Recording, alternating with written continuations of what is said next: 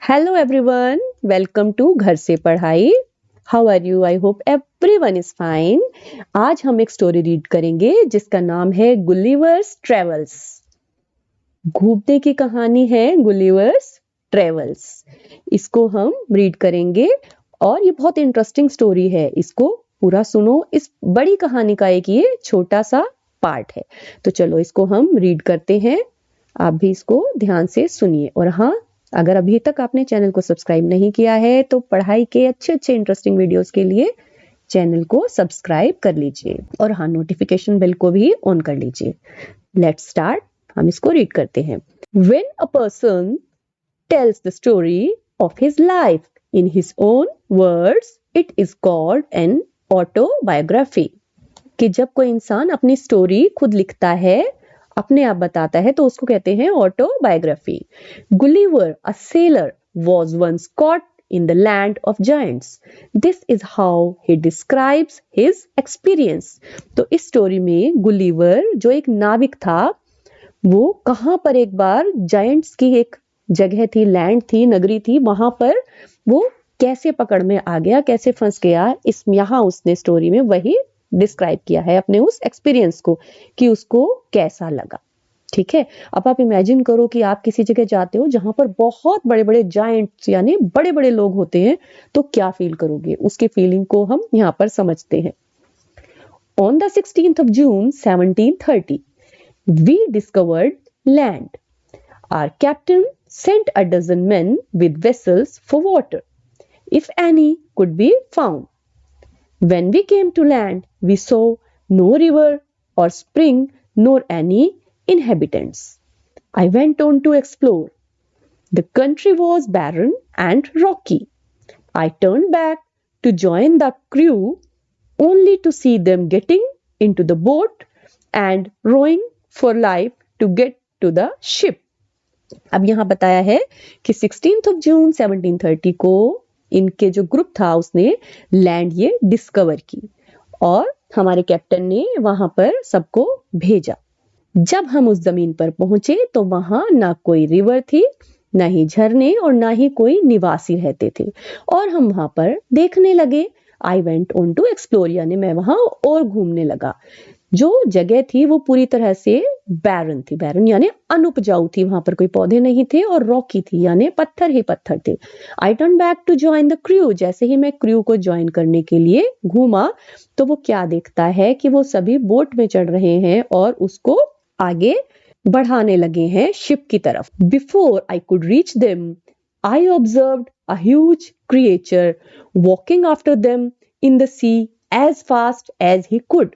मतलब जब वो उन तक पहुंचता, अभी वो जाने लगा था, जो हमारा ये सेलर है उसकी तरफ जा रहा था बोट की तरफ, तो उसने देखा कि एक बहुत बड़ा क्रिएचर है, ह्यूज क्रिएचर भाग रहा है उनकी तरफ पानी में, इसीलिए वो भी जल्दी जल्दी बोट में बैठकर भाग रहे थे। The water of the ocean reached only till his knees। जो पानी था ओशन का वो उसके घुटनों तक ही आ रहा था।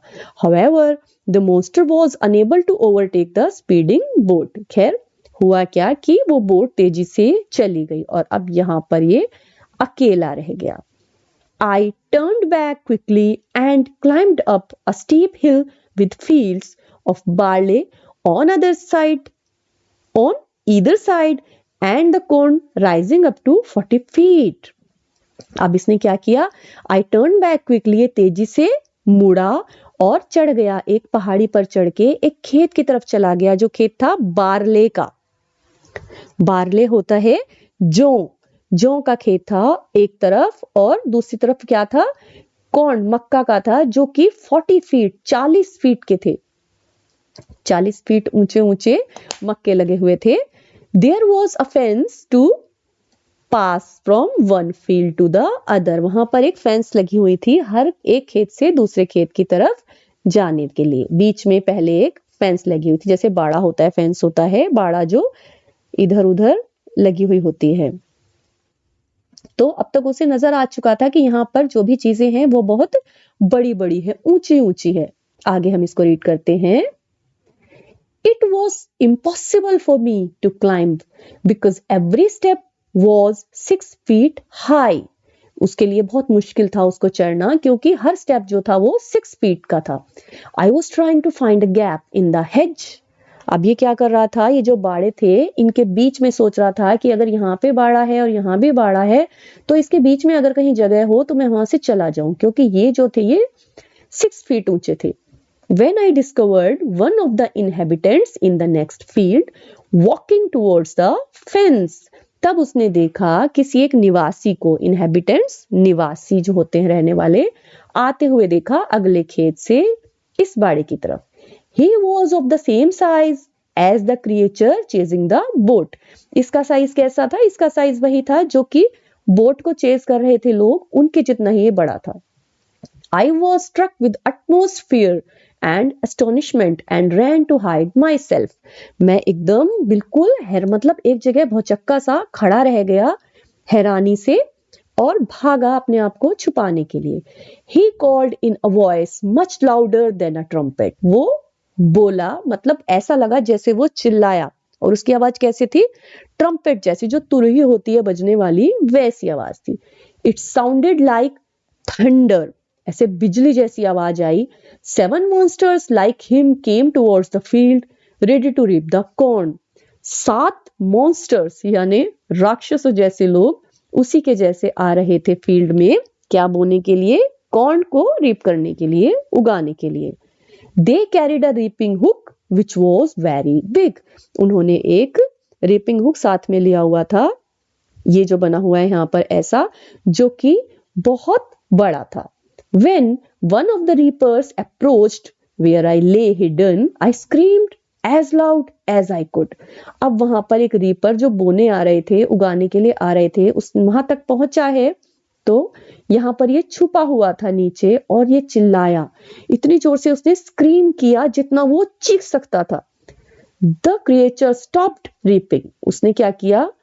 रीप करना, बोना, जो कौन बो रहा था उसको रोक दिया। Picked me up between his thumb and forefinger and brought me close to his eyes. अब उसने इसको अपने अंगूठे और फोर फिंगर, जो सबसे आगे वाली उंगली होती है, यानी इतनी छोटी सी ग्रिप बनाते हुए उसको उठाया और अपनी आंखों के पास लाया। आंखों के पास क्यों लाया? क्योंकि ये बहुत छोटा था। जब हम कोई चीज ध्यान से देखते हैं और वो छोटी हो तो हम आंखों को पास ले जाते हैं, तो वो इतना बड़ा था कि उसको इस छोटे से जीव को आंखों के पास लाना पड़ा।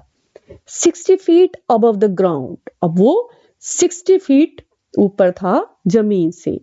He looked at me with curiosity. उसने मेरी तरफ क्यूरियोसिटी से देखा, यानी बड़ी जिज्ञासा के साथ देखा कि जैसे मैं कोई अजीब सी चीज हूं। And blew my hair aside to get a better view of my face. और मेरे बालों को एक तरफ किया मेरे मुंह से, जिससे कि मुझे सफाई से वो देख सके।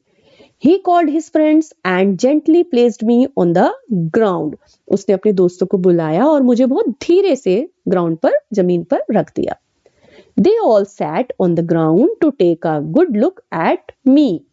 वो सभी बैठकर मुझे देखने लगे, यानी इतना छोटा था और वो इतने बड़े थे कि वो उसको बड़े ध्यान से बैठकर देखने लगे। I walked.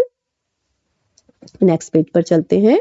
नेक्स्ट पेज पर हमारे यहाँ एक फोटो दिखाई गई है, इसको अभी हम स्टोरी में पढ़ेंगे कि ये किस चीज की फोटो है। वर्ड था आई वॉक्ड। अब देखते हैं आगे क्या होता है। I walked slowly backward and forward. अब ये आगे पीछे धीरे धीरे चलने लगा। Pulled off my hat and made a low bow towards the farmers. इसने क्या किया? अपनी हैट उतारी और थोड़ा सा सिर फार्मर्स की तरफ झुकाया। I tried to speak to them loudly in several languages. अब मैंने कोशिश की हर भाषा में, जितनी भाषाएं आती थी उसमें उनसे बात करने की कोशिश की, loudly यानी जोर जोर से। Each time I did so, the farmer who picked me up field upheld his ear very close to me, but in vain. उसने हर बार क्या किया? वो मुझे उठाता था और अपने कान के पास लाता था, लेकिन उसको कुछ भी समझ में नहीं आ रहा था, यानी वो इतना बड़ा था और इसकी आवाज उनके सामने बहुत छोटी थी। The farmer took me to his house and placed me at some distance on the dining table, which was 30 feet high from the floor. Farmer मुझे अपने घर ले गया और उसने डाइनिंग टेबल पर, जो कि 60 फीट ऊंची थी, वहां पर उसको बिठा दिया। Dinner was brought for the farmer in a dish which was 10 feet in diameter.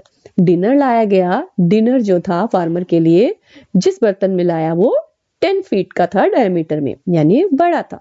The farmer's wife crumbled some bread and placed it before me.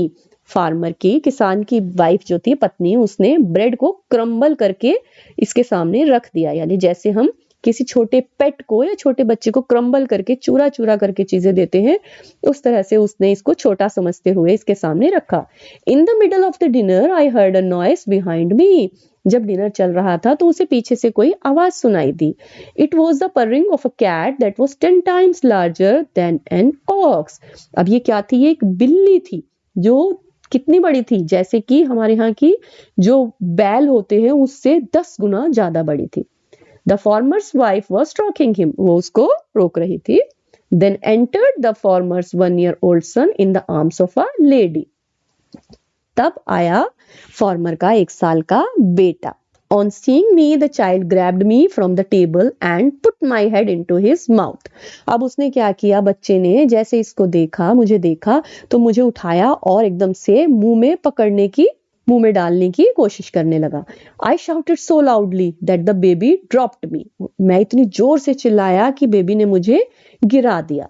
I would have broken my neck if the mother had not held her apron under me. अब ये बता रहा है कि मेरी गर्दन टूट जाती अगर जो मदर थी उसने अपने एप्रन को फैलाया ना होता, यानी उसके एप्रन पर ये गिर गया. Later she put me on her own bed and covered me with a clean white handkerchief. बाद में क्या किया उस लेडी ने? इसको अपने बेड पर सुलाया और अपने रुमाल से इसको ढक दिया. यानी जैसे हम यहाँ चादर लेते हैं तो उसका रुमाल इतना बड़ा था कि उसके चादर के साइज का था, उसके ब्लैंकेट के साइज का था. I slept dreaming of my home, my wife and my children. ये सो गया और सपने में किसको देख रहा था? अपने घर को, अपनी पत्नी को और अपने बच्चे को. ये स्टोरी जो ली है, ये ली गई है जोनाथन स्विफ्ट की स्टोरी है गुलिवर्स ट्रेवल्स, उसमें से एक पार्ट लिया गया है ये. तो ये हमने स्टोरी पढ़ी. हाँ देखिए, इस फोटो में दिखाया गया है, ये कैट है बड़ी सी और ये बेबी है जो उसको मुंह में अपने ले रहा है गुलिवर को. तो ये यहाँ पर दिखाया गया. तो इस तरह से गुलिवर एक जाइंट लोगों की जगह पर, नगरी पर पहुंच गया था. अब बताइए आपको स्टोरी सुनकर कैसा लग रहा है? डर लग रहा है या हैरानी हो रही है? स्टोरी इंटरेस्टिंग लग रही है कि आगे क्या हो सकता है?